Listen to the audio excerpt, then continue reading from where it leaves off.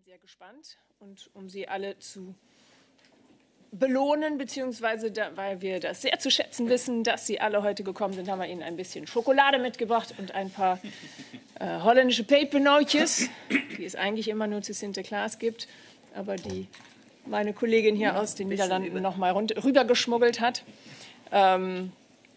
Bedienen Sie sich, freuen Sie sich dran. Für die Kabinen haben wir nachher auch noch ein bisschen Schokolade nach getaner Arbeit. Können Sie sich gerne bei mir abholen.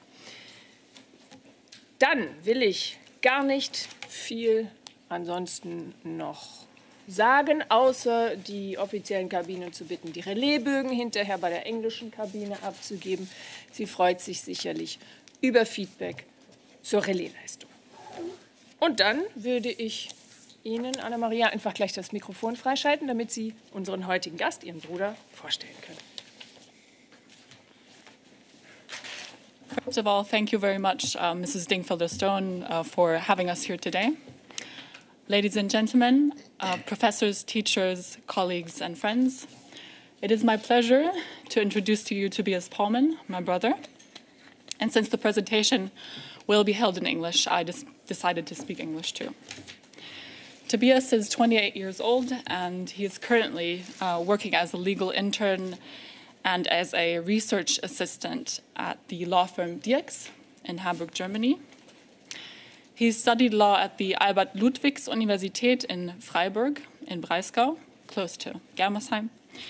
His studies were focused on labor law and social law, and during his studies in Freiburg, he also went on a year abroad to Hong Kong.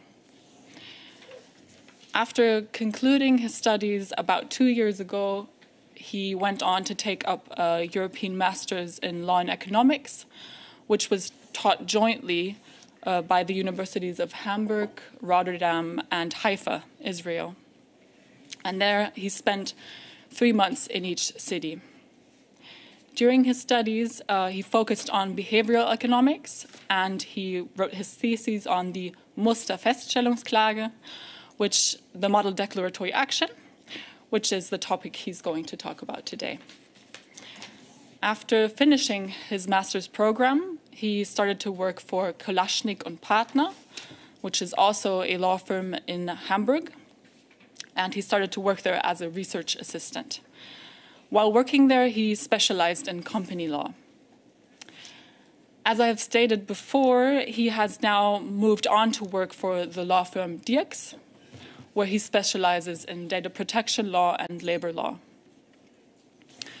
In the course of his legal internship, he started out at the Regional Court of Stade, at the Chamber of Commercial Matters, and then went on to work for the Public Prosecutor's Office in Stade, and he is currently working for the Federal Cartel Office in Bonn, the Bundeskartellamt. He is strongly interested in the civil procedure, especially in the efficiency of certain institutions, as well as the general design of the procedures, with a special focus on legal tech and complications that can arise with regards to data protection. Now that I've essentially given you all the relevant information on his CV, I would like to leave you with an anecdote of why my brother initially decided to study law. Originally, and I can still very well remember this, he wanted to become a police officer. He did indeed do an internship with Hamburg Police while he was still in high school. But once there, he witnessed how restrictive the work of the police in Germany can be and how it has strict limitations. So these limitations make much sense to him, but they seem to be a hindrance since he wanted to have a greater impact. He wanted to have more influential powers so that he could make the world a more just place. And in his opinion, police work can also affect changes, but not on a big enough scale. So in the end, he decided to study law to be able to understand how the system works and what the motivations are that underlie its principles. And he says that in hindsight, this was definitely the right decision.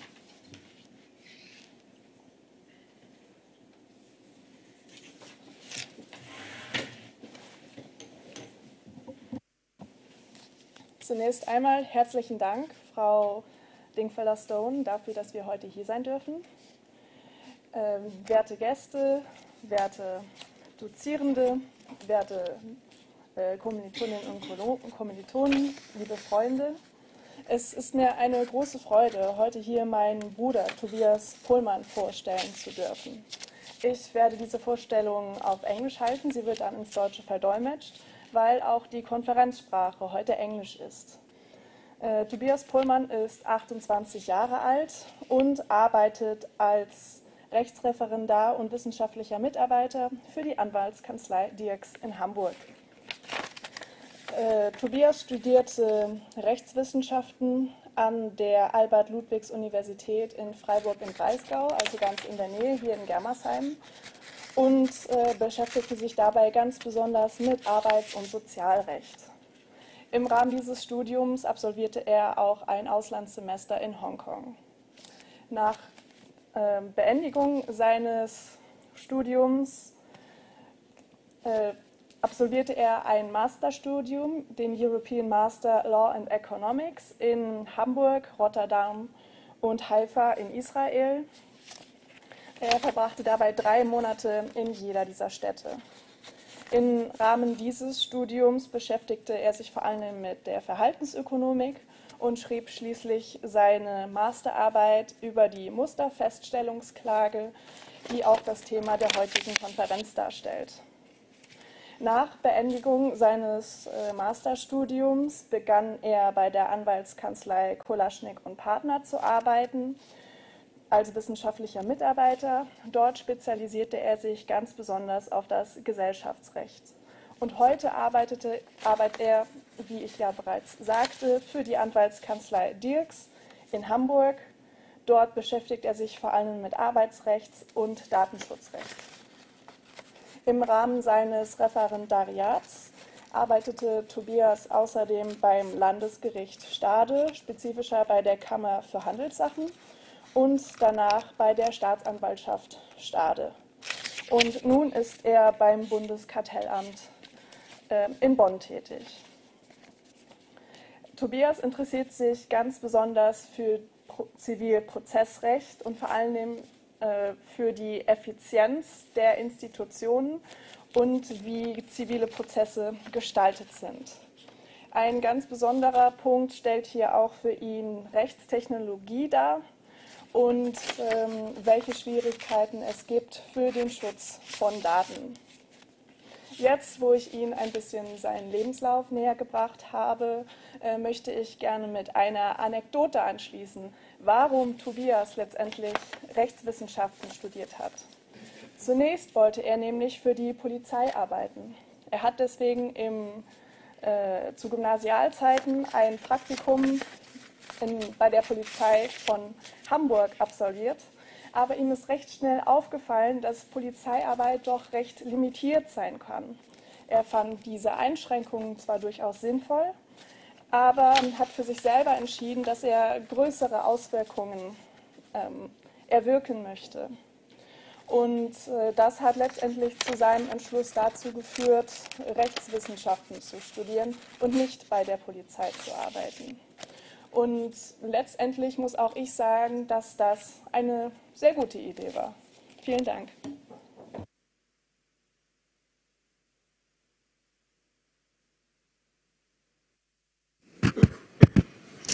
All right. Thank you very much for the lovely introduction. A warm welcome from myself as well. Also thank you very much for the invitation to speak here today. This is quite exciting for me.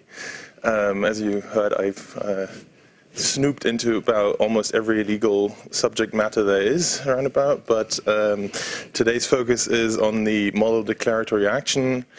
I'll try to make this fairly interesting. I know it's quite a stern subject matter that's not really tangible for most people. But let's jump right into it, so to speak. I'll first give you a short overview, sort of what we're going to cover today. There's obviously I'll start with an introduction to both the model declaratory action, which I usually abbreviate as the MDA. Then we'll go into the subject of law and economics a little bit, as it is quite a specific science itself, and I'm going to give you a few primers on how to, on what sort of concepts there are that go with it. Afterwards, I'll present a part of my thesis, which I wrote on this model declaratory action. I'll give you a bit of an overview for it, and then I'll just explain a little bit more about the methods I used in order to analyze this behemoth of a procedural instrument. I'll also present some of the results, not all of them. That would be a bit much today. And then, obviously, we're going to go to what sort of also the title hints at a little bit. 1 year later, what has happened since then? Because the model declaratory action has been instituted about a year ago. So we'll cover a little bit of what sort of cases have arisen so far, and I'll try to analyze them a little bit anyway. Then I'll have a few final thoughts in the conclusion, and afterwards I've heard that we have some time for a discussion later on. I'm definitely looking forward to that, but let's go. So the model declaratory action, the what and the why, sort of what does that actually mean? So model declaratory action is basically a sort of class action. It's a collective action. That in itself might need a bit more explanation, but so the German legal system is generally categorized by individual actions. That means a single person will sue another single person, or will sue a company perhaps. But that was fine until about 120 years ago, when Henry Ford and the automation of manufacturing came along and made it so that a company won't just have a single buyer that it faces, a single seller, a single buyer, but it will have a mass of consumers all of a sudden. A single company with a lot of financial power will be opposed to, let's say, 1,000 consumers all of a sudden. And these 1,000 consumers, they might not have the financial ability to go against a company. And this is problematic because in at least the German legal system, we have something called the parity of weapons. It's supposedly in a legal proceeding, we want both parties to have about the same amount of power so that no party can just overpower the other one, which doesn't really work when one person has a lot more financial ability than the other one. So we need a collective action. And this is the problem of modern markets, essentially. So other legal systems have had sort of similar actions, but they were not without their own problem. The most prominent, perhaps, is the US class action. That in itself is problematic. Maybe I'll get to that a bit later. But for the moment, we'll just focus on the model declaratory action. Again, this is a quirk sort of the German legal system, where the model declaratory action isn't designed as a full-on class actions where 1,000 consumers will sue a single company. It is designed as still a one-on-one legal proceeding. It's the Consumer Protection Agency that wants to sue a company on behalf of all the consumers. And that itself poses a few difficulties, which we'll definitely cover. And the second issue, or the second sort of speciality of the model declaratory action, is what is already in the title. It's a declaratory action. That means that, in essence, you will have not a ruling that will give you the power to already receive a payment, for example. It will only declare that you have the right to receive a payment. I'll get to what that means in a second when I'll show you the schematic of how this works, the system. So in essence, you start out with what's called a mass injury. a company produces a faulty product. Let's say what you might all have heard about, the VW emissions case scandal. That is the perhaps biggest, that's also the reason this instrument finally came into power. Let's say about 500,000 consumers were harmed in this. So there's a lot of individual actions based on the emissions case scandal, but they are not quite as effective. So what you want is you want a qualified entity in this proceeding, that's the CPA, to go in and sue the company, and then afterwards in this model declaratory action, it has about 2 months to find 50 consumers that have to opt in. That means these consumers, at least 50, have to register in a federal registry and say, all right, I'm affected by this mass injury. In the emissions case scandal, which we'll get to later on, there's quite a lot more than 50, but in general it needs 50. And then you have the 50 consumers in the registry, and once that's happened, the higher regional court, which is the first instance in this case, will go on to trial and judgment, and eventually, when it has issued its judgment, that might take a while. There's always the possibility of an appeal on points of law.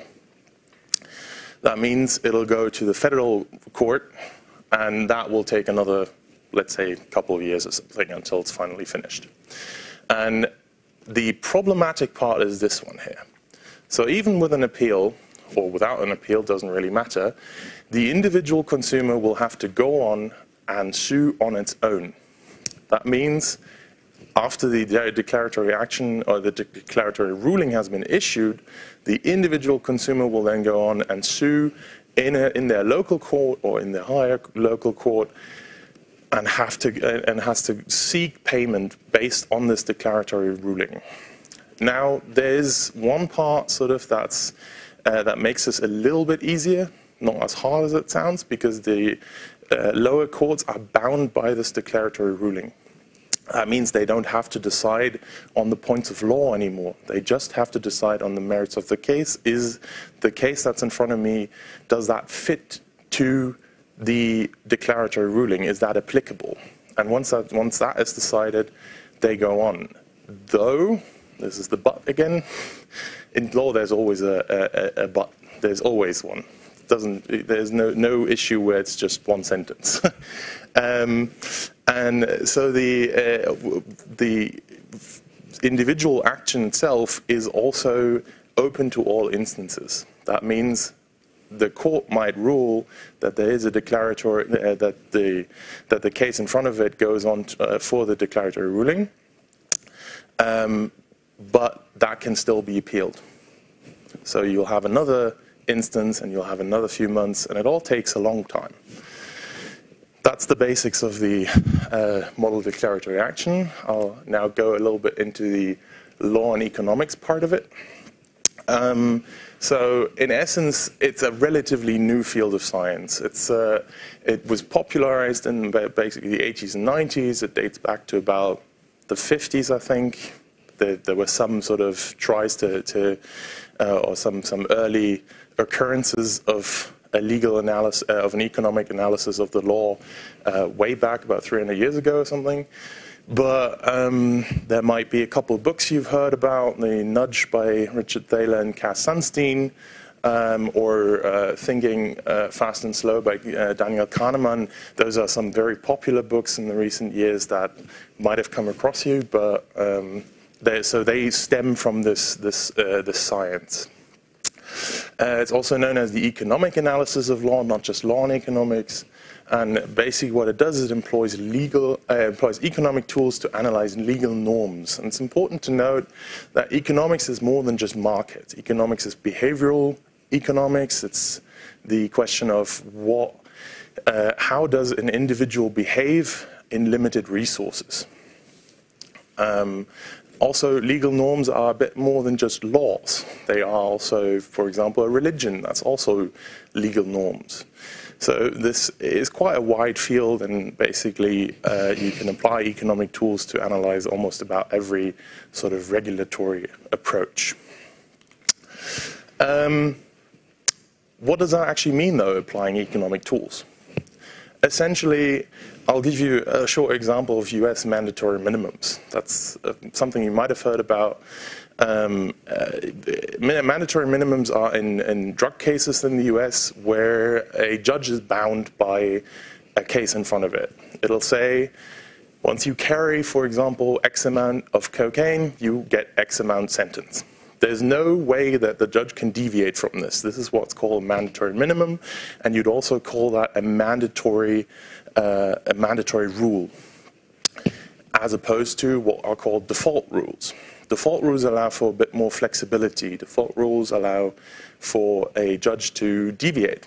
It might say up to 5 years of prison for X amount of cocaine.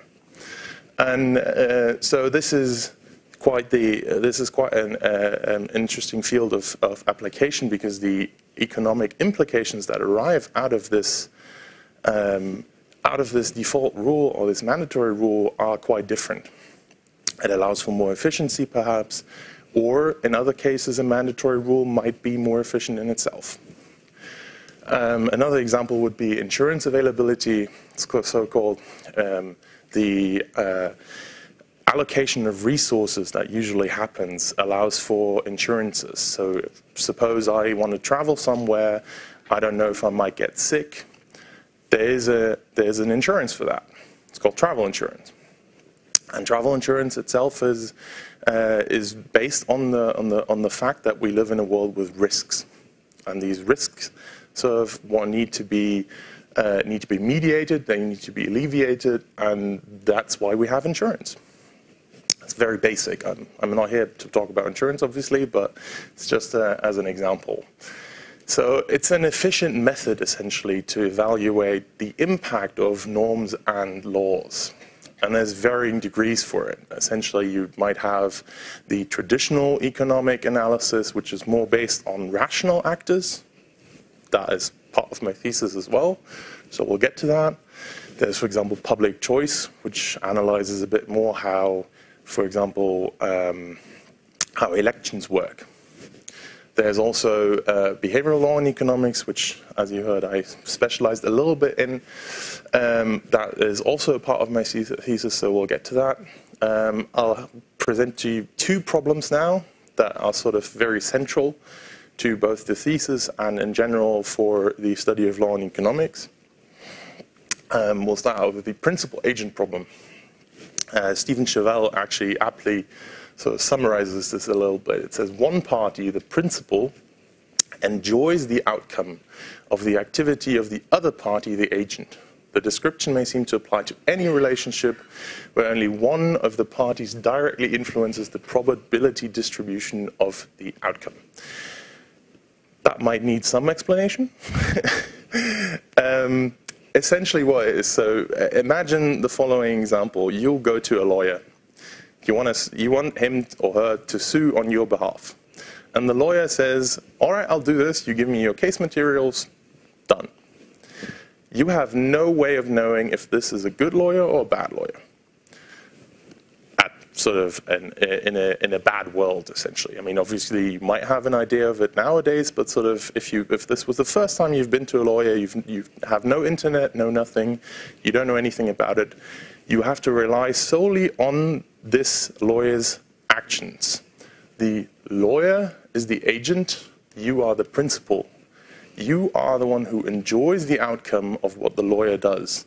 Enjoy is in brackets because it's not necessarily a good thing.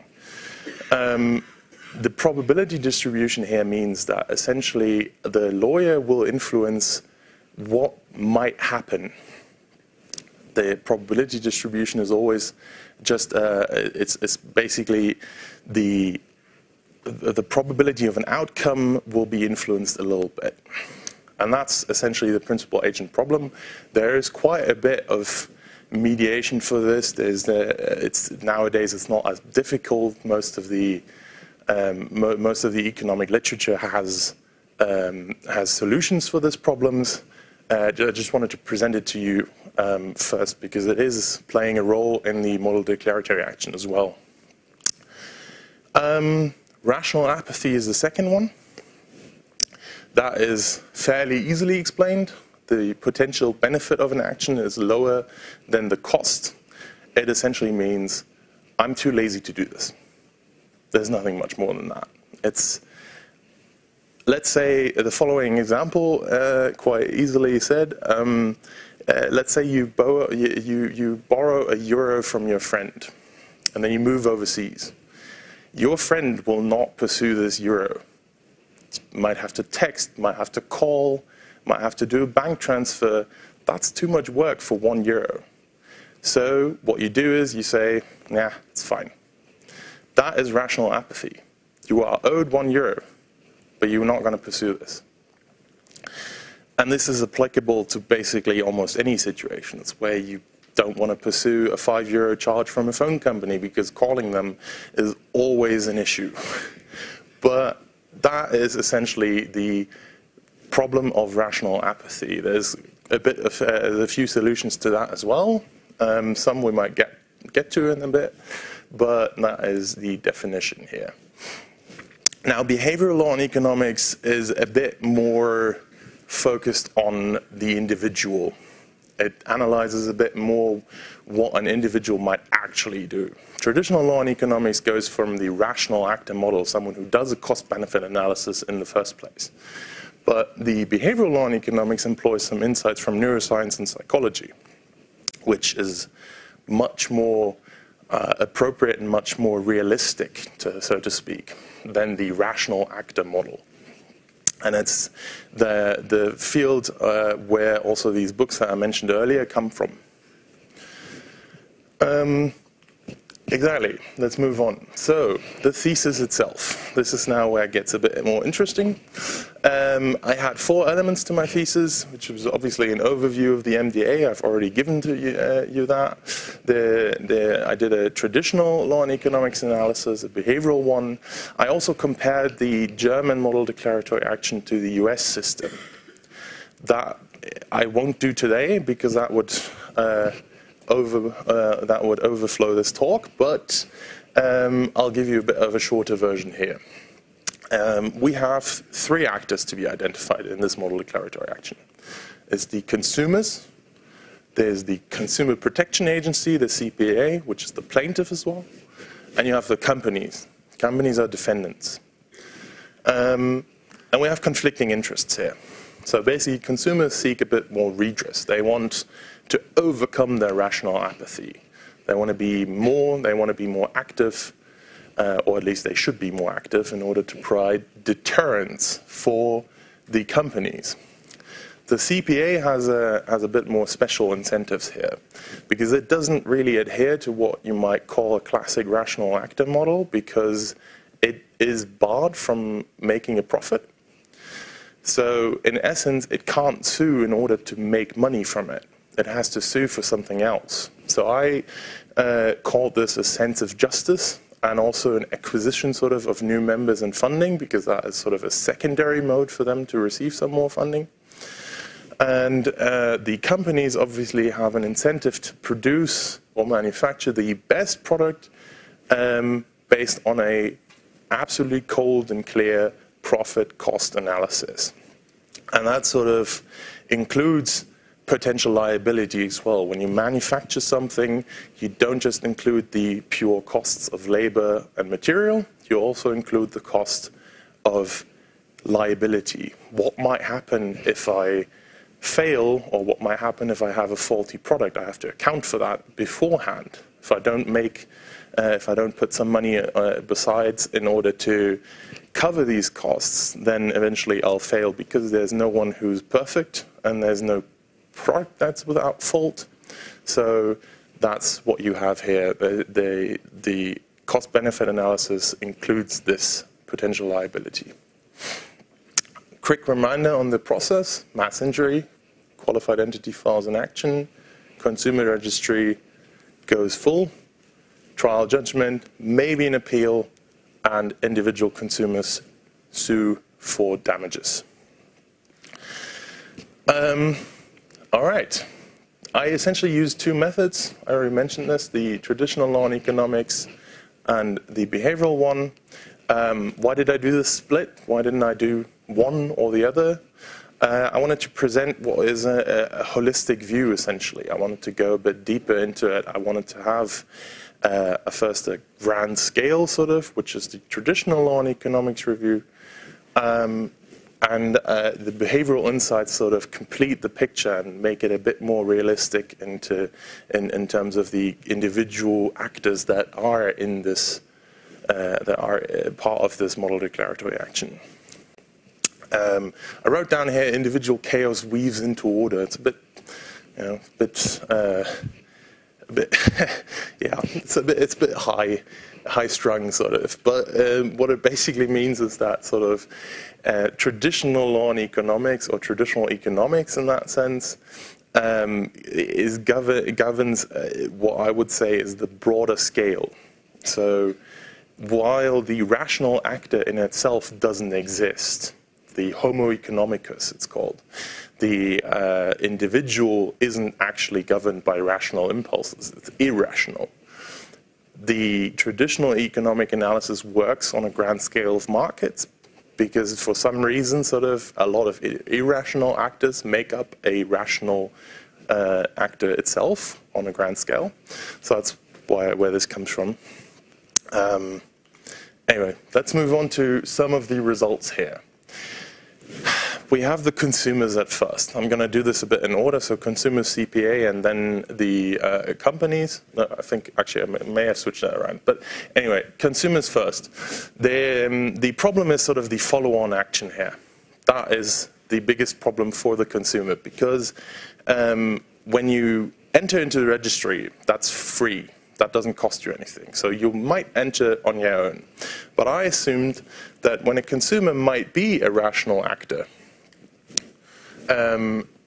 the problem is sort of the follow-on instance. And I assumed that you'll have a two-instance individual suit, meaning the follow-on action goes into the first instance, he sues, it gets appealed, second instance, there you have a ruling. And I assumed this sort of, I calculated the costs for this issue here, and then I assumed different litigation values. So litigation value is basically the cost of the suit in total, or rather the value of the claim. So if I bought a car for 30,000 euros and I want to sue the person because I want to give it back, the litigation value is 30,000 euros, roundabout. I put this into an equation. Don't worry about it. It looks a bit more complicated than it actually is. Essentially, it's a cost-benefit analysis. You have the sort of the probability of multiplied by a value, and then that is added to a different probability, also multiplied by a value. And on the other side, you have the costs also multiplied by a probability. And out from that, I think this may have, did I switch it off? Oh, that's what happened. I switched it off, sorry. So an outcomes, when you plug in values here, you will get these graphs. The important part for you to note is this one here, or on the other side, this part. That's what we call the break-even point. That's where it becomes profitable for the consumer to enter into the model declaratory action because the follow-on action will be successful. Or rather, that's where the threshold of works. And this is assumed at a 50% chance on both sides. So the litigation value has to be sufficiently high here. Same here. If the litigation value goes a bit more up, the break-even point becomes much later. It's sort of, this is problematic. And I'll tell you why. What do these figures actually tell us? So I assumed that this would be the result. They are as expected. The break-even point is sort of very late, which makes overcoming this rational apathy that a consumer feels difficult. And it varies on the probability of the chance of the follow-on action succeeding. And we also have the need for sufficiently high litigation value in order to overcome this rational apathy. So the first takeaway, basically, and this is, again, something I need to explain, the court fees and also the lawyer's fees are based on blanket sum remuneration laws. That essentially means that a litigation value is set, and based off of that, there's a table where you can view what the fees will be, and you can calculate them. There's a factor in there somewhere. But in general, there's loads of calculators on the internet. It's quite easy to do it. You just put in a litigation value, you say what happened, and it'll calculate it for you. And this is based basically on what's called blanket sum remuneration laws.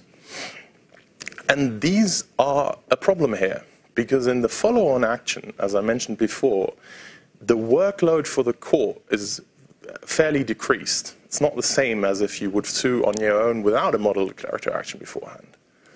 Because in this instance, the court is bound by the declaratory ruling. It doesn't have to do as much work. It doesn't need to review the legal aspects anymore. It only needs to go and say, this case fits under that declaratory ruling. That's not that difficult. But the fees stay the same. And that's problematic.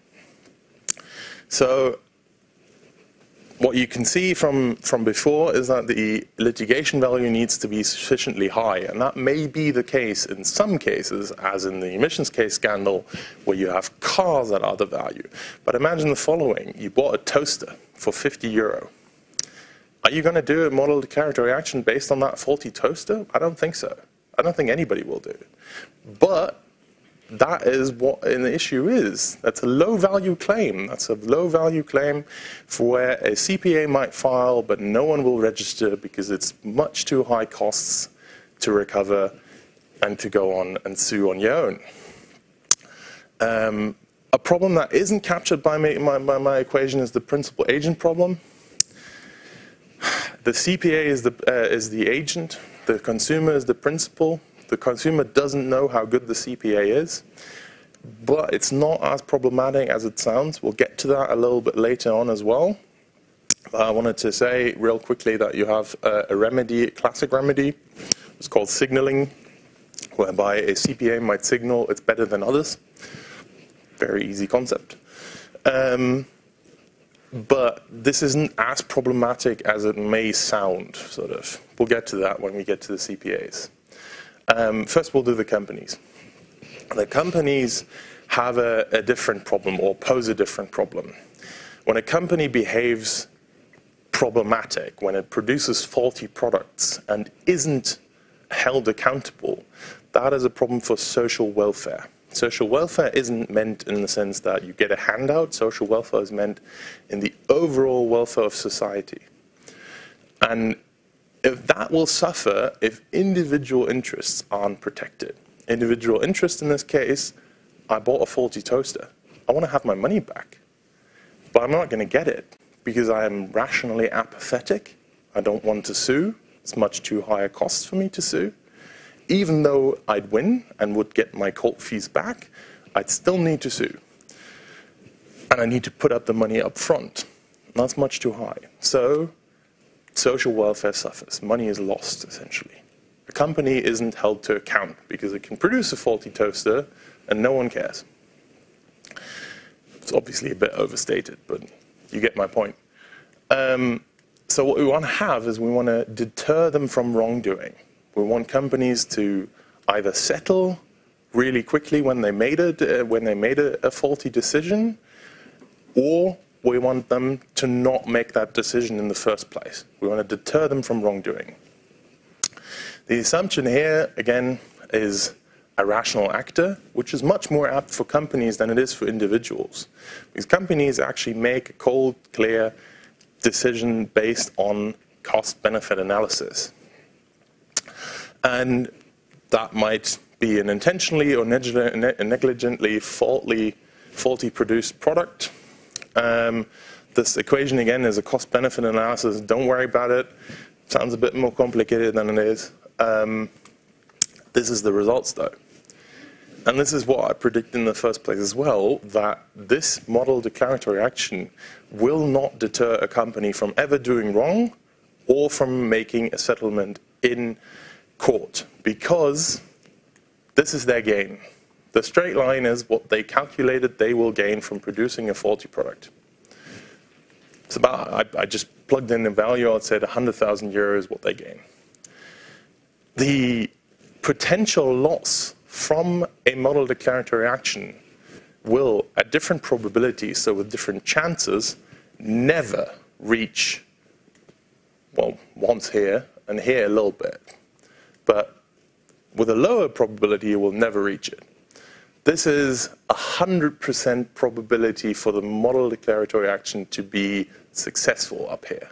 It's a 50% chance of detection, something I might have mentioned before. The calculation that a company does based on, in order to produce a faulty product, is what the probability of detection is. Will they get caught? And that's what I modeled into this equation here as well. That's the PD here. That's 0.5 is the 50% detection rate. And 100% chance the model declaratory action will go, that's the break-even point. But it's not that they'll actually lose more than they gained. They will be the same as before, which means they won't be deterred at this point either. Only here, the cost-benefit analysis goes beyond it. This is the break-even point. That's about 75% chances on both detection and model declaratory action. So this is problematic, as you might see as well. Basically, there's no deterrence. It doesn't work. And that is also problematic because of something called the law of diminishing marginal returns. I want to give you an example. I put down pizza place. Try to be as plastic as I can with these examples in order for you to aptly understand it. Let's say you have a pizza place, you own one, and your first worker produces about 30 pizzas a day. You hire a second worker. That one produces another 20. And the third worker you hire, you expect them to produce another 20 as well, no? Doesn't happen. It will be 10. So so that is the law of diminishing marginal returns. The first one adds a lot, but the second one and the third one won't add as much. It'll stagnate eventually because of unforeseen factors. For example, your pizza place might be too small to have 5 workers. Might be too small to have only 3 workers. So you need to expand, which costs a lot more as well. Transfer this to the probability of detection. If you want to cover everything, if you want to have every product analyzed in order for it to be seen as faulty or not faulty, that will cost you an immense amount of money. It might be impossible because the cost will go up so much that you can't cover it at some point. So what we use is, so essentially we use a probability model where we analyze specific products in order to make a determination of whether the entire batch is faulty. That is because of the diminishing marginal returns. The second goal of this model declaratory action, the deterrence of companies or the settlement of from companies, is not fulfilled. Or maybe it is, I don't know. Because there are several problems with my equations. It's a flawed model, essentially. It doesn't incorporate brand loyalty. You might be loyal to a brand even though you saw it made a faulty product because you assume the rest of them will be fine. It doesn't incorporate the incontestable market share, which goes together with brand loyalty. It leaves out the follow-up action. That is something we'll get to later on as well.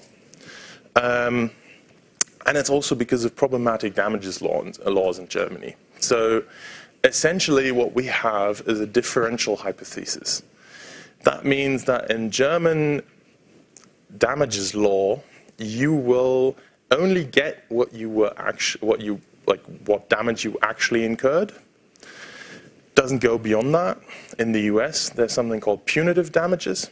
Punitive damages will get you more. There's a factor in it that will calculate and that will say, instead of the damage of 50 euro for your toaster, you will get 1,000 euros because you were harmed and you don't want the company to be fine with that. Punitive damages have their own problems. We'll get to that maybe a little bit later on. I'm not sure if we have time to cover it. But it's important that sort of the only reason my model ever reaches any deterrence, I'll go back to this real quickly, is because I incorporated something called I incorporated sort of a reputational damage that's captured by this part here. Reputational damage means that basically after the model declaratory action is successful, you will have a general public saying, we won't buy another product from you because you made a faulty product here. And that's reputational damage, essentially. That's the only reason we ever get to that. If we make it on a clear, just purely cost-benefit analysis, just based on the damages actually incurred, it won't ever reach it. It will never reach a breaking point. All right. Consumer protection agencies. As I said, they have a specific use here. That's what the German ministry thought of that as a safeguard against abuse. And the reason is that basically a consumer protection agency, as I mentioned, has very different incentives. It's legally barred from making a profit. So it can't sue in order to make a profit. The standing here is very limited. So it's not every consumer protection agency that can sue. It's about 78 right now. They have to have a certain number of members. They have to have been around for about 4 years. So there's quite a lot of limitations on the standing of the CPA here. This, as I mentioned before, results sort of in different considerations regarding the incentives. I put in the sense of justice and the acquisition of new members, because I assume that if a consumer protection agency is successful in suing a company, it will get new members, just purely based on the fact that it was successful. I put in a certain value here, that's the 50, it's the member fee, and so I calculated it all. And this is what we get. And it's a wildly different picture from before, no? This is a break-even point that's fairly early. It's about a 30% chance already. So a consumer protection agency will sue at about a 30% chance. That's good. Really is. It's an apt institution here. It works. And that doesn't change, by the way, with different litigation values, because here the blanket sum remuneration laws that I told you before, they work here because they make it so that different litigation values, since the costs depend on these litigation values, that doesn't change too much in relation. Yeah, so there's as I said, we'll get back to the principal agent problem here. It's an interesting point. Consumer protection agencies, since they are so strictly regulated, there's little risk of what we call capture. It means they can't be bought off because the court will actually examine if they've been bought off. So the principal agent problem isn't as big. The consumer protection agency in itself has a legal obligation to work in favor of the consumers. So that's why I call it the structure of the CPAs. That's why it works. And I'd say the goal here, the safeguard against abuse, is fulfilled. They are well suited to pursue the MDA. Let's go through to some behavioral results here. The assumption here isn't rationality, as I said before. It's bounded rationality, it's called in the literature. I really like this this description by Joel Sunstein-Thaler, who said, we have limited computational skills and seriously flawed memories. Essentially, we're stupid. Humans are in general. And to overcome this, our brains actually do something really interesting. They employ what is called rules of thumb. Essentially, you have, I'll give you an example here, it's the availability heuristic to make probability judgments. So imagine I'm standing on the street and I want to cross it. There's a couple of cars coming. From experience, from my availability of experience, I know when I can cross and when I can't. But when you ask someone, and this is an interesting fact actually really, when you ask 100 people that have all witnessed car crashes in the last, let's say, 5 days or something, they will all judge the probability of crashing a car much higher than someone who hasn't seen these car crashes. And that's because of the availability heuristic. That's also why most people will overestimate how much a plane actually crashes, for example, why flying isn't actually dangerous. Planes don't usually crash. There's millions of them that fly around every year without a single incident. It's just that the reports on these incidents where it does happen are so present in our minds that we make a different probability judgment. That's the availability heuristic. It's fun to play around with that. There's a second one I want to get you used to. It's the status quo bias. Humans prefer to keep what they have. There's an interesting example here of a survey done in about the 70s of duck hunters in hunting grounds.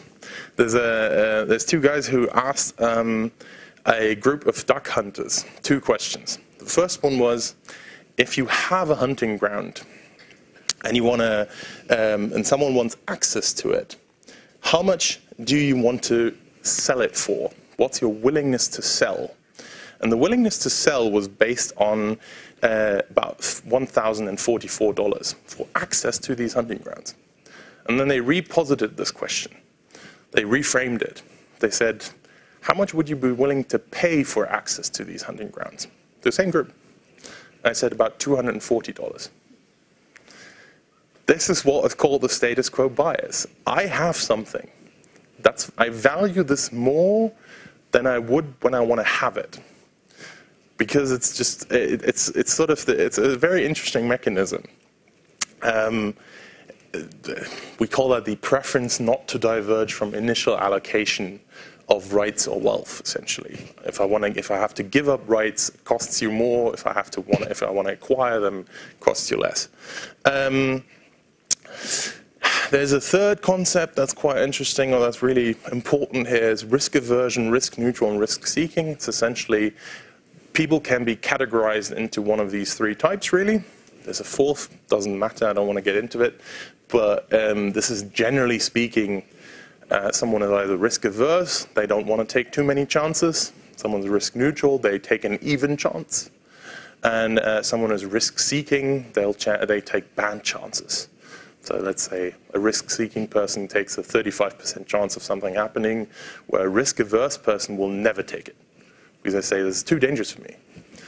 It's fair, there's nothing wrong with that. So behavioral analysis, really. The consumers under bounded rationality, so more appropriate, really. It's a bit of a discussion. It's not quite as clear. The availability heuristic may make consumers more likely to join the MDA. They'll just throw it in the wind and say, I heard of a recently successful one, I'll definitely register, no matter what the follow-on action might do to me. So they disregard the probability of success because the registration is fee. It doesn't matter. And thus they'll sue by default, sort of. They'll enter the MDA by default, and they might sue afterwards as well by default. But risk averseness. Most consumers are risk averse. They will not go into this follow-on action because they'll have to pay something. The chance might be that they'll have to pay something for it. The loser pays system.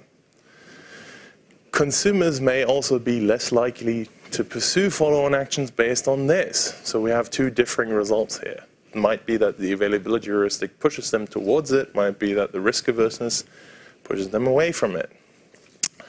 There's a suggestion from Chauvel who says that basically in order to quell this sort of problem, especially the second problem, the risk averseness, contingency fees. What does contingency fee mean?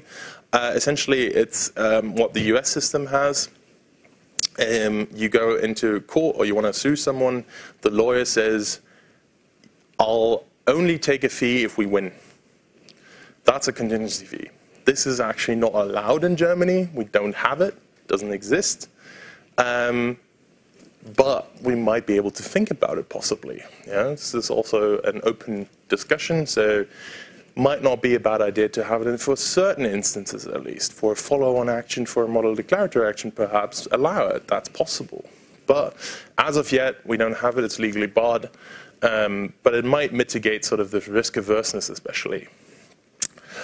Companies under bounded rationality, well, there's an opposite picture really. This makes it worse. Because companies are generally risk-seeking, that makes a settlement less likely. They'll take more of a chance in order to see the proceedings through. They'll see the model declaratory action through because they still have a chance of not losing it. That means they won't settle, ever. This is my assumption, my personal assumption. So far it's held. There's not been a single model declaratory action where a company has settled. Might change, of course, in the future, but so far. And that obviously corroborates the traditional results. Yeah, so another result from the opt-in, from the behavioral analysis is sort of the problem of the opt-in. That's obviously a play on the talk, on the title for today's talk. The opt-in model. Opt-in means, I mentioned this before a little bit, the consumer has to register on their own. They have to go in and say, I want to be part of this model declaratory action. That is problematic because the studies that have been conducted all over the world, Rachel Mulheron, for example, did one. England usually routinely has below 50% of aggrieved consumers registering. That's hugely problematic. There's a case from Italy, really, where there were, I don't know, hundreds of thousands of consumers aggrieved. They were damaged by a telecommunication company, I think it was. And the opt-in rate was 5%. It's insane. It's nothing, really. So there's no deterrence here either. Obviously, status quo bias inertia might make it. Inertia is really a different word for rational apathy. Again, a possible solution to this might be an opt-out model. It means that every consumer that's aggrieved is automatically part of the suit. This is what the US class action does. It says any consumer will automatically be part. That has its own problem. It's basically delayed notification is one of the issues here. That means sort of that the consumer might not know that they're part of this, this action, so they don't know that they can actually claim something afterwards. There's also, in Germany at least, constitutional questions involved. It's not really without a problem if you have a right and that right gets taken away from you without you knowing. It's difficult. But it would mediate the problem sort of large-scale litigations of low-value claims because it would make it more likely for a company to settle or even be deterred because they would lose everything. Yeah. So let's move on to what has happened. What is the implementation like? What happened since then? We had 6 model declaratory actions. 3 of them were against banks. I don't know, banks seem to be a bit of a bad actor. 2 of them have sort of ended. They are under review. They are under revision. They've gone to the federal court. One of them, of these ones that have ended, is due to an ineligible plaintiff. But I'll present at least the ones we have data on. We have 3 that we have data on. This is the emissions case scandal. I'll get to that last because it's the biggest one. The Mercedes-Benz Bank is, as I said, the ineligible plaintiff. That means it has insufficient CPA members, or at least that's what the court claimed.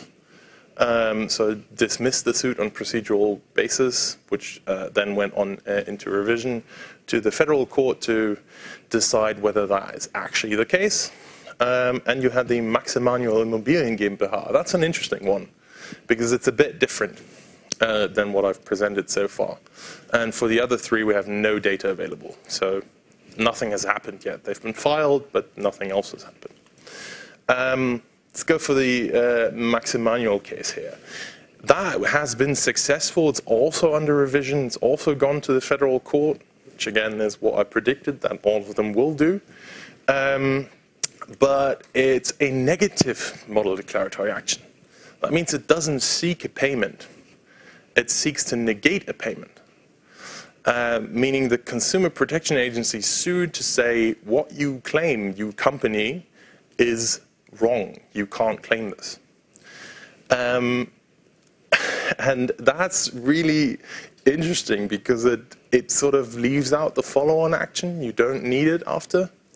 It's simply that the company can't claim it anymore, what they wanted to. In this case, it was renovations of apartments, essentially, but they wanted to have the costs back for that. And so here, you have no follow-on suits, no follow-on claims, and that's a different incentive for the company to settle, because the company is much more incentivized to settle after, because it'll lose everything automatically. So there's no more calculation on the fact of how many consumers will claim after the model declaratory action has been done, how many consumers will go on to file a claim. It doesn't need to calculate that because it'll lose everything. The mathematics here don't change because my original model already didn't include the follow-on action.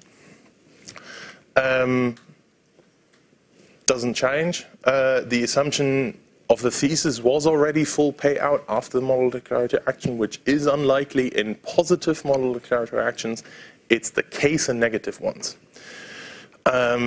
So I would say they have a higher chance of reaching settlement due to the lack of sort of follow-on actions. Obviously, there's more data needed. It's one case. I don't know if that holds in every case, but I'd say sort of for the moment, this is the most likely. The negative sort of version. The Mercedes-Benz Bank, I said, it's an ineligible plaintiff. The ruling was that the members, according to the law, have to be full members, and the charter of the CPA essentially differentiated between full members and sort of card-carrying members, I think.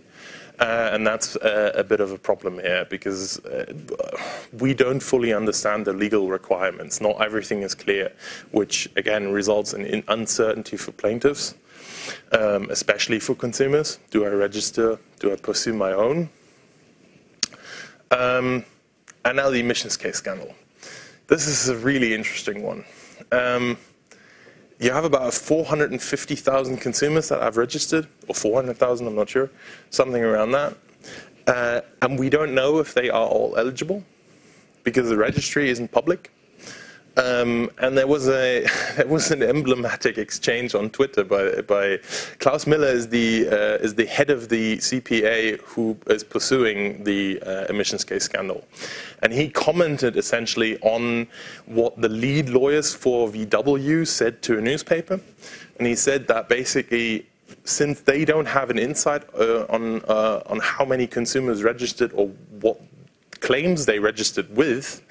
That sheds a real problem on the MDA, because the CPA could have lived without such a registry, but without a qualitative inspection of this, it's impossible, basically, because it's too work-intensive and it provides insecurity.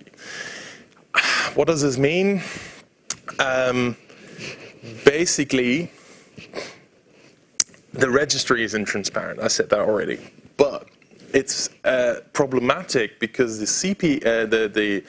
defendant, the company, cannot possibly calculate what their liability is if they don't know how many consumers are eligible for claims afterwards. They don't know. They simply can't calculate it, because apparently some news reports also said that a few people who registered actually bought a Mercedes instead of a VW. So it's quite hard. So my prognosis that only large sum model declaratory actions have any chance for success, the intransparency of the registry confounds that assumption and that prognosis, because there's no way for damage assessment. I had a personal exchange with Klaus Miller afterwards. I basically challenged him on sort of the assumption that VW might settle even if the registry was transparent. Because of my calculations, I said it's impossible. They'll never reach a cost-benefit analysis where that makes sense. And he countered a little bit. He said that the MDA also seeks interest on the buying price. Quick example here, I wrote it down. So let's say the car cost you 30,000 euros and it was the purchase price of January 1st. Payout, so the suit is successful and you get your money back from the car, from the faulty car. That'll be about 7,000 euro in interest. That's quite a lot of money. That changes the calculation of the cost-benefit analysis a little bit as well. But it's not clear if they'll get these interests. It's just part of the suit. But since there is a probability that they'll get it, VW has to include that in their calculation. All right. So where are we? 1 year later. I'd say there's too few MDAs. I'm not sure. There's not enough data, definitely. The practical application of this, I said behemoth. It is quite a behemoth because it's so new and it's not really clear on how it works. That's just difficult and that makes it more problematic. So far, my assumptions are holding. The opt-in is not efficient. We opted into mediocrity, essentially. And there's no incentive to settle ever for a company. The only good part, the only light at the end of the tunnel sort of is that MDAs, the CPAs are well suited to pursue the MDA. And so far, as I said, all MDAs with decisions have gone into revision, which might take a few years longer. So we'll never really know. What would be more efficient? That's what I asked myself as well. This is where the legal tech comes in a little bit.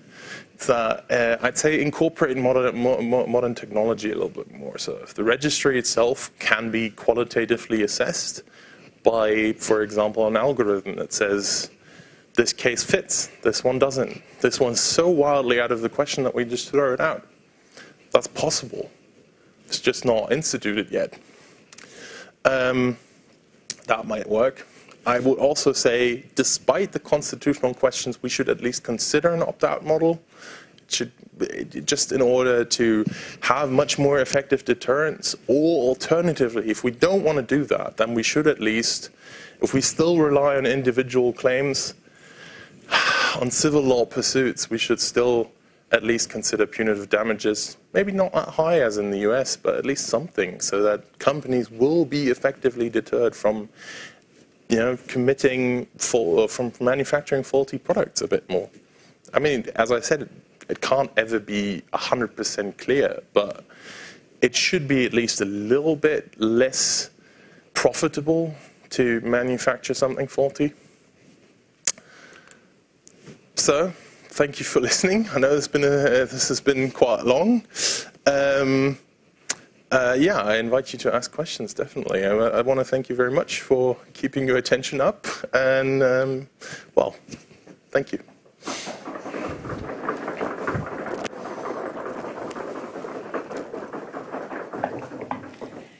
Vielen Dank. Ich werde ganz ehrlich sein, ich hatte ein bisschen Angst, als ich den Titel im Programm gelesen habe, weil ich dachte, ich lese den Titel jetzt zum 3. Mal und ich bin immer noch nicht so ganz sicher, in welche Richtung er geht.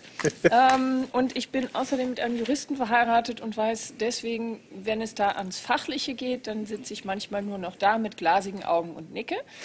Insofern war ich extrem dankbar, dass Sie das so verbraucherfreundlich hier aufbereitet haben, so schön strukturiert, sodass sogar wir als vollständige Laien das sehr gut nachvollziehen konnten, was Sie uns da alles erzählt haben. Vielen Dank dafür. Wenn jemand eine Frage hat, eine Anmerkung hat, dann wie immer die Bitte, wir haben große silberne Knöpfe an unseren Mikrofonen. Wenn Sie da drauf drücken, dann beginnt Ihr Mikrofon grün zu leuchten und dann sehe ich das und kann Ihnen das Mikrofon entsprechend freischalten. Eins blinkt schon. Ich würde gerne vorher eine Frage ganz kurz loswerden, wenn ich darf, weil sie so gut anschließt. Und das ist diese Geschichte mit den Punitive Damages. Ja, die Strafzahlungen, gerade bei den amerikanischen Unternehmen, sind ja so, dass sie oft im deutschen Kontext als exorbitant hoch wahrgenommen werden. vor dem Hintergrund, dass wenn sie zu niedrig sind, die Unternehmen das im Prinzip aus der Portokasse zahlen und damit der Abschreckungseffekt wiederum nicht erreicht wäre. Wenn Sie jetzt sagen, na, vielleicht sollte man so eine Komponente hier mit einbauen, aber dann nicht ganz so hoch, wie würde das realistisch aussehen? Geht das überhaupt? Kann man das in Deutschland, in unserem deutschen System überhaupt schaffen und wie deckelt man das dann? Ich antworte jetzt einfach mal auf Deutsch. Ja, das kann man grundsätzlich schon schaffen. Das ist nicht ganz abwegig. Also es gibt im Strafrecht zum Beispiel gibt es Vermögensabschöpfung zumindest, die das Unternehmen von allem entledigt, was es an Gewinnen hatte sozusagen. Es gibt natürlich Bußgeldbescheide auch immer noch, die haben wir ja auch. VW hat gerade tatsächlich eine Milliarde, glaube ich, Bußgeldbescheid bekommen vor einer Weile. Das sind natürlich Summen, die weit über das hinausgehen, was die an Gewinn hatten, sozusagen. Also es ist nicht völlig abwegig zu überlegen, dass man einen Strafschadensersatz, Punitive Damages, haben möchte, weil die halt sozusagen immer noch fähig wären, diese Zivilprozesse zumindest etwas profitabler zu machen für Verbraucher. Also kurze Anekdote sozusagen dazu. Ich weiß nicht, vor einer Weile hat die Bundesregierung eine Studie in Auftrag gegeben zu der Frage, warum Zivilprozesse so zurückgehen. Es sind jetzt gerade in den letzten 10 Jahren sind Zivilprozesszahlen um 20% zurückgegangen. Und man weiß nicht so genau warum. Also ich meine, ich vermute, dass es ein bisschen was eben mit dieser rationalen Apathie zu tun hat, dass eben sozusagen Verbraucher nicht mehr den Anreiz haben, irgendwie zu klagen, weil die Klage einfach für die nicht profitabel ist. Ne? Also gerade bei diesen kleinen Problemchen sozusagen. Das Beispiel des Toasters nehme ich da sehr gerne, weil das ist so plastisch. Wenn ich einen kaputten Toaster gekauft habe, dann will ich nicht klagen für. Dass die 50 €, die ich theoretisch sozusagen kriegen würde, ja, ich muss aber erstmal über 300 € an Gerichtsgebühren vorstrecken. Ich muss einen Rechtsanwalt engagieren, den muss ich auch vorstrecken im Zweifel. Also insofern, da habe ich immense Kosten, die Einmalkosten, die natürlich zurückkommen, wenn ich gewonnen habe. Aber im ersten Moment habe ich sozusagen keinen Gewinn und habe erstmal immense Kosten. Und deswegen braucht es meines Erachtens irgendwo einen Anreiz. Und es ist möglich, diese Strafschadensersatz sozusagen, denen ist es schon möglich, das einzuführen. Ist jetzt meine erstmal, ohne das jetzt richtig tief analysiert zu haben, aber ich meine, das ist machbar. Ja. Dann gehen wir zu Mikrofon 24. Das bin dann ich. Ich stelle meine Frage auch auf Deutsch. Mein Name ist Andrea Beuer aus der englischen Abteilung. Ich habe einerseits eine Verständnisfrage, ja, weil mir etwas nicht ganz klar geworden ist in der Erklärung oder unter Umständen vielleicht auch in der Verdolmetschung, aber ich glaube, beides ist mir nicht ganz klar geworden. Und das ist der Status Quo Bias, diese verzerrte Wahrnehmung, dass etwas mehr wert ist, wenn man es hat oder nicht hat. Wenn Sie das noch mal bitte einmal erklären würden, wäre ich sehr dankbar. Und dann habe ich eine weiterführende Frage, die über den Vortrag hinausgeht. Und die bezieht sich auf etwas, was mir im VW-Abgasskandal immer wieder auffällt, wie unterschiedlich die Verbraucher behandelt werden in den Vereinigten Staaten im Gegensatz zu den Verbrauchern und Klägern, potenziellen Klägern hier in Europa. Ich verstehe, dass das aufgrund des unterschiedlichen Rechtssystems ist, dass es da andere Möglichkeiten gibt und dass andere Entschädigungen und Leistungen bereits erbracht werden mussten in den USA. Dennoch erscheint es so ungerecht und diese Ungleichbehandlung zwischen US-VW-Eigentümern und deutschen VW-Eigentümern. Und da würde ich sehr gerne einfach mal eine juristische Einschätzung zu hören, wie man diese Ungleichbehandlung auch rechtfertigt gegenüber den Geschädigten hier in Deutschland oder in Europa möglicherweise. Das weiß ich jetzt tatsächlich gar nicht, ob das nur Deutschland ist oder ganz Europa, die da anders behandelt werden. Ja, gerne. Ich antworte wieder auf Deutsch einfach. Ist das, also, ja. Die Status Quo Bias, am plastischen ist das erklärt eigentlich an diesem Duck Hunters Example, den Entenjägern sozusagen. Die Studie dahinter hat eben analysiert sozusagen diesen zwei Modalitäten. Was bin ich bereit auszugeben für ein Recht und was bin ich bereit zu bekommen, um dieses Recht abzugeben, sozusagen. Das sind diese zwei verschiedenen, also beides mal die gleiche Person. Und eben die Analyse dahinter ist, dass ich halt wesentlich mehr haben möchte, um ein Recht abzugeben oder ein Ding abzugeben, sozusagen, als ich bereit bin zu zahlen, um etwas zu bekommen. Das ist auch empirisch sozusagen noch wesentlich weiter studiert worden. Richard Thaler hat das auch nochmal angeschaut in einer anderen Studie. Da hat er das sogar für ganz kleine Sachen hat er das bewiesen. Er hat gesagt, ich habe hier eine Kaffeetasse. Und da hat er dann geguckt, wie viel bin ich bereit dafür auszugeben, wie viel bin ich bereit zu bekommen, um das wegzugeben, sozusagen. Und das ist sozusagen dieser Status Quo Bias ist, ich bin eher gewillt, bei mir zu bleiben, bei dem aktuellen Stand zu bleiben, als überhaupt irgendwas zu verändern, sozusagen. Und das gerne. Die zweite Frage, sozusagen die Frage nach, warum werden Verbraucher unterschiedlich behandelt? Das ist weniger eine rechtliche Frage als eine politische eigentlich so ein bisschen. Das hat natürlich auch rechtliche Hintergründe. Das Rechtliche ist eben diese Punitive Damages, der Strafschadensersatz. Weil in den USA diese Kosten-Nutzen-Analyse eben sehr viel krasser ausfällt. Wenn ich da verklagt werde, dann habe ich unter Umständen einen Milliardenschaden, der deutlich über dem liegt, als wenn ich das, was im Deutschen passiert, mit dieser Differenzhypothese nennt man das im Deutschen. Das ist sozusagen eben diese Frage, was muss ich eigentlich ausgeben? Und wenn man sich dann anguckt, dass wir zwar nochmal ein kleiner Unterschied, wir haben im Deutschen eben diese Verlierer-zahlt-Regel, das ist eine englische Regel eigentlich. Im Amerikanischen ist es die amerikanische Regel, da bezahlt jeder seine Rechtsanwaltskosten selbst. Das kann zwar auch eine hohe Summe sein, aber im Deutschen ist das gedeckelt. Wegen eben ich nannte das Blanket Sum Remuneration Laws. Das ist die Frage nach, was für Rechtsanwaltskosten muss ich am Ende ausgeben? Und die ist eben gedeckelt auf sozusagen die Kosten, die nach dem Gesetz anfallen würden. Ich kann zwar in Deutschland hingehen und als Rechtsanwalt sagen, ich will einen Stundensatz haben. Das kostet wesentlich mehr im Zweifel, als was ich ausgeben würde, wenn ich nur nach gesetzlicher Vergütung gehe. Aber derjenige, der verliert, muss nicht mehr bezahlen als die gesetzliche Vergütung. Der muss nicht diesen Stundensatz zahlen, sozusagen. Das ist ein Problem im deutschen Recht, sozusagen, und eben dieser Strafschadensersatz fällt da eben mit rein. Deswegen ist aus rechtlichen Gründen für VW es deutlich sinnvoller, von vornherein hinzugehen und zu sagen, pass mal auf, ihr kriegt alle $2.000 auf die Hand, Dankeschön, tschüss, wir sind durch. Haben die auch fast alle mitgemacht, glaube ich. Gibt nicht eine einzige große Klage. In Deutschland haben die es nicht gemacht, weil warum sollten wir? Es lohnt sich nicht. Also für VW ist es völliger Unsinn zu sagen, von vornherein, ihr kriegt alle eure Autos abgegeben und könnt dafür das Geld zurückhaben. Oder ihr kriegt, weiß ich nicht, 15.000, ihr kriegt die Hälfte des Wertes wieder oder so. Das lohnt sich für VW einfach nicht. Und das Zweite, das ist sozusagen die politische Frage dahinter.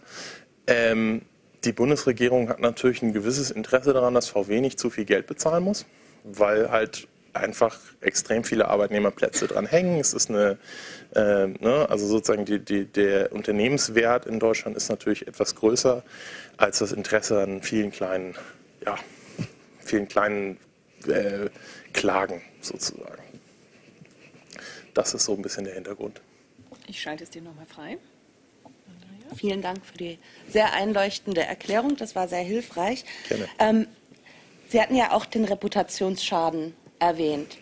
Kann man den tatsächlich irgendwie bemessen oder errechnen? Hat das schon mal jemand gemacht in diesem Fall oder einem anderen Fall, der Ihnen bekannt ist? Weil man würde meinen, der müsste inzwischen immens sein. Und trotzdem habe ich nicht das Gefühl, dass man es unbedingt in den Absatzzahlen oder im Aktienkurs oder im Firmenwert so klar reflektiert sieht. Haben Sie da noch ein paar Gedanken zu? Ja, ein paar Gedanken habe ich dazu. Das ist extrem problematisch. Also ich meine, er existiert. der ist auch untersucht worden, da gibt es Studien zu, das ist nicht ganz unklar. Zum Beispiel, jetzt erzähle ich es doch, weil ich gerade einen Artikel dazu lese, es gibt einen ganz neuen wissenschaftlichen Law and Economics Artikel über sogenannte Nudniks. Nudniks sind im Grunde genommen sowas wie Nörgler, das kommt aus dem Jiddischen der Begriff. Und Nudniks sind extrem hilfreich für die Gesellschaft, weil die sozusagen auf Probleme hinweisen und das extrem publik machen. Ein großer Fall ist zum Beispiel, was man im letzten Jahr irgendwann im Netz verfolgen konnte, United Airlines, wo die so einen Passagier aus dem Flugzeug gezogen haben.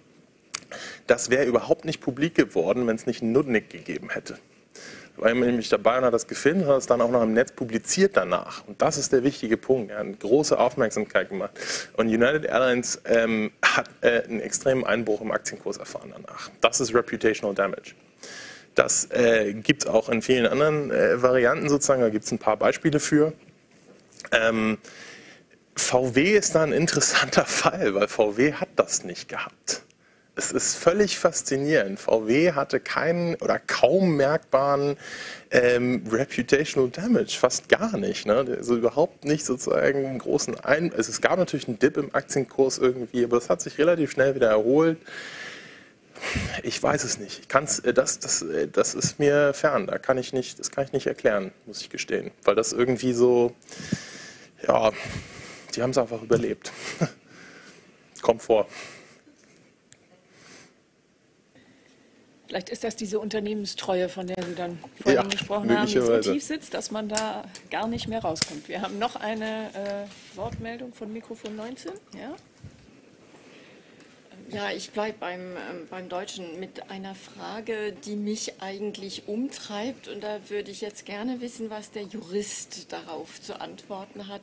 Was muss denn geschehen, um das Unrechtsbewusstsein der Autohersteller dann endlich mal zu erhöhen?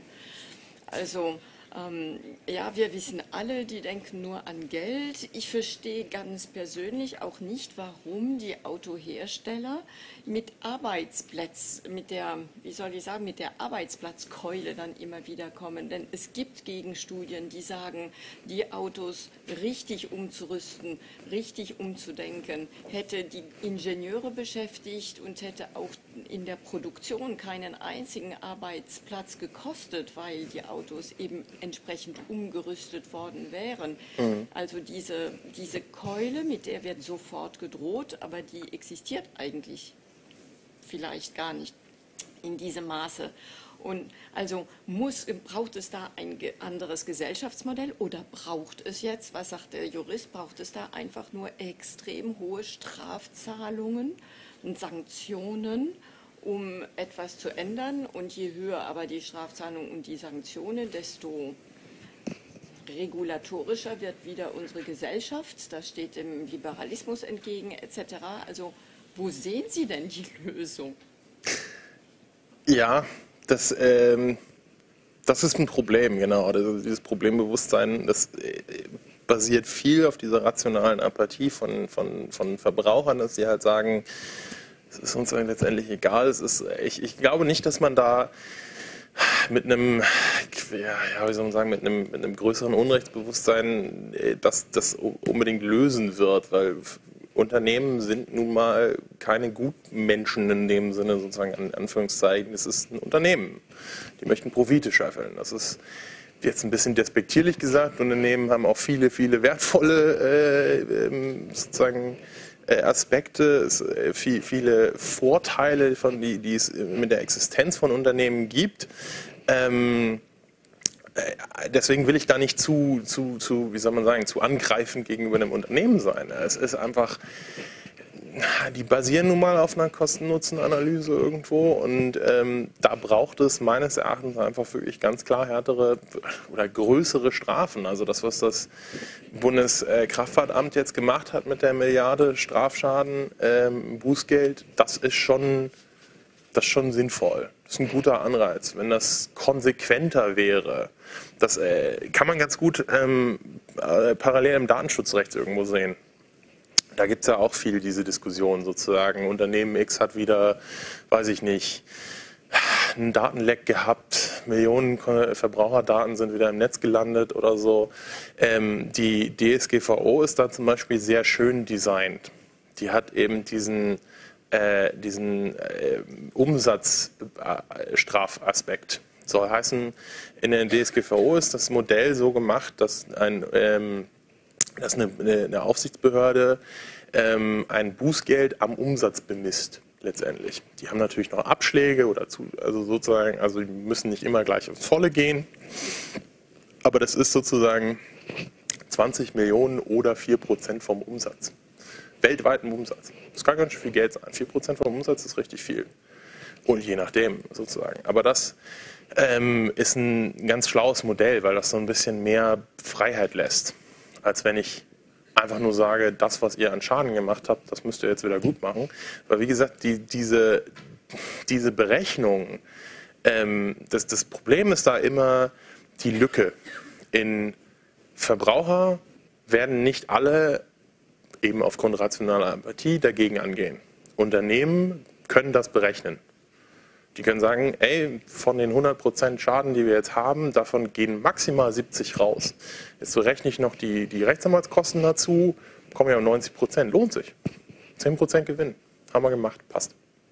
Und selbst wenn die bei 0 rauskommen, könnte es unter Umständen profitabler sein, oder beziehungsweise ist es zumindest nicht profitabel, es zu machen.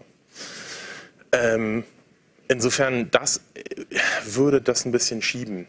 Diese Berechnung wird sich verschieben, wenn wir sagen, wir haben eine Umsatzbeteiligung, wir haben einen Strafschadensersatz sozusagen. Das wäre meines Erachtens nötig, einfach weil ein Unternehmer eben, klar es gibt natürlich viele Unternehmer, die sagen, sie sind irgendwie, also sie möchten, weiß nicht, Wohltätigkeitszwecke spenden, sie möchten irgendwie der Gesellschaft Gutes tun und das tun sie auch in der Regel, aber in der Regel eben nicht, indem sie einfach Sachen for free weggeben, sondern die möchten natürlich trotzdem Profit machen und das ist auch richtig und wichtig und sinnvoll. Aber sozusagen die Berechnung muss einfach anders werden. Das ist mein persönlicher Blick sozusagen sowohl rechtlich als auch ökonomischer Sicht, mehr ökonomisch fast als rechtlich. Beim Rechtlichen kann man das schon irgendwie machen, das funktioniert, das geht. Das sehen wir an der DSGVO zum Beispiel, sehen wir auch an anderen neuen Gesetzen, die eben diese Umsatzbeteiligung mit beinhalten. Ich hoffe, das hat das beantwortet, zumindest ein bisschen. Ist nicht so unbedingt die eleganteste Lösung, aber so ist es. Aber es ist ein schönes Schlusswort für die heutige Konferenz, denn wir sind schon wieder leider am Ende unserer Zeit angelangt. Ich habe mich ganz besonders gefreut, dass Sie den menschlichen Faktor in all diesen Prozessen und Verfahren und ja doch sehr, sehr technischen, sehr fachlichen Dingen so rausgestellt haben, sodass gerade diese Dinge, die ja oft in unserem Gedanken sehr diffus sind, einfach mal sehr nachvollziehbar gemacht haben. Dafür ganz, ganz herzlichen Dank. Sehr gerne. Und ich habe mir gleich noch diverse Begriffe auf meinen Blog geschrieben, die ich jetzt mit nach Hause nehme. Und jetzt sage ich inzwischen, werde ich dann nicht mehr sagen, bevor ich mich aufrege, ist es mir lieber egal, sondern ich sage stattdessen, das ist meine rationale Apathie. Und da kann keiner mehr dagegen argumentieren. Das wird ganz wunderbar. Sehr schön. Ich danke Ihnen. Es war eine tolle Konferenz. Ihnen auch ganz, ganz herzlichen Dank für die Organisation. Vielen Dank an die Kabinen, vor allem die englische, bei der ich mich in den Momenten, in denen ich reingehört habe, gut aufgehoben gefühlt habe. Vielen Dank allen, die da waren. Und danke an die Techniker für die Begleitung der Konferenz, wie immer. Und jetzt können wir in die Weihnachtsstimmung, glaube ich. Ich wünsche allen, die Weihnachten feiern, ein wunderbares Fest. Und den anderen zumindest ein paar ruhige Tage. Und allen einen guten Start ins neue Jahr. Wir sehen uns im Januar zu einer Konferenz über, ich muss kurz spicken, Herausforderungen im digitalen Zeitalter. Na, das ist doch mal eine Neujahrskonferenz. Ich freue mich, wenn Sie alle wieder da sind, wünsche Ihnen alles Gute und Ihnen nochmal ganz, ganz herzlichen Dank.